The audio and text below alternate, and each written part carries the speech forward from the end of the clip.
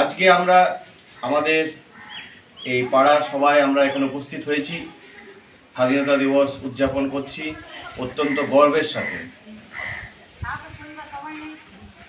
আজ এই স্বাধীনতা দিবসের প্রাক্কালে আমরা সমস্ত স্বাধীনতা সংগ্রামীদের জানাই সশ্রদ্ধ প্রণাম, যাদের আত্মত্যাগ, যাদের বলিদান আমাদের এই স্বাধীনতা এনে দিয়েছে। তাই আমরা প্রথমেই কিছু বলার জন্য অনুরোধ করছি ধীরেন স্বর্ণকার মহাশয়কে, উনি যাতে কিছু বলেন। নমস্কার। আজ 15ই আগস্ট 2025 সাল, ভারতের 79তম স্বাধীনতা দিবস। এই দিনটি ভারতবাসীর কাছে অতি উজ্জ্বল ও গৌরবময় দিবস।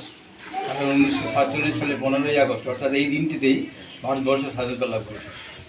যেসব বীর শহীদ ও স্বাধীনতা সংগ্রামীদের মরণ সংগ্রামের ফলে ভারতবর্ষ স্বাধীনতা লাভ করেছিল, আজ এই শুভ মুহূর্তে তাদের জানাই আমার আন্তরিক প্রণাম ও শ্রদ্ধা।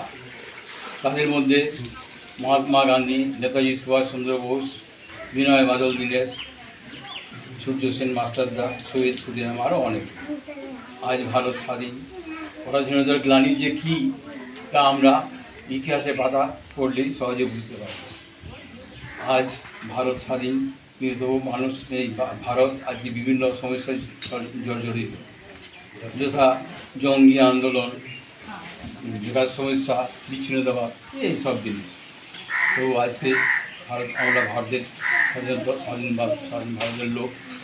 আজকে যুবকদের হবে আগামী দিনের দেশ নায়ক ও নায়িকা। তাই আমাদের কর্তব্য হলো সঠিক দেশ নায়ক ও নায়িকা নির্বাচন করি আমাদের দেশকে সঠিকভাবে পরিচালনা করা ও এগিয়ে নিয়ে যাওয়া, এবং আমাদের এই জাতীয় পতাকার মান অটুট রাখা। এই বলে সকলকে অভিনন্দন জানিয়ে আমার বক্তব্য শেষ করছি। বন্দে মাতরম, জয় হিন্দ।